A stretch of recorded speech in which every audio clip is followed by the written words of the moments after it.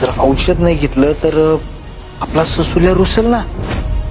आता काय वाटेल ते झालं तरी सावीची औषधे बदलताना धैर्य बघणार का दामिनीला? जुळली गाठ ग ह्या मालिकेमध्ये सावीची तब्येत बरी व्हावी ह्यासाठी धैर्य फार संघर्ष करताना दिसत आहे, जिथे तो तिच्या खाण्यापिण्याचं तिच्या औषधांचं लक्ष देतो. पण तिथेच दामिनीला सावीला बरं होऊ नाही द्यायचा, कारण की जर सावी बरी झाली तर तिच्या लक्षात येईल की तिच्या बाबांना दामिनीनेच मारलं होतं आणि त्याचमुळे ती सावीचे औषध बदलताना दिसत आहे. सावी जेव्हा औषध घ्यायला येते धैर्य सोबत, तेव्हा धैर्य दामिनीला रूम मध्ये बघतो आणि औषधे बदलताना बघतो. आता बघायचं हे आहे की नक्की धैर्यने बघितलं काय आणि आता तो दामिनीवरती संशय घेताना दिसणार आहे. आता बघायचं हे आहे की पुढे जुळली गाठ या मालिकेमध्ये कुठलं नवीन वळण पाहायला भेटेल आणि अजून अशी लेटेस्ट अपडेट साठी टेलीचक्कर रिजनलला सबस्क्राईब करायला विसरू नका.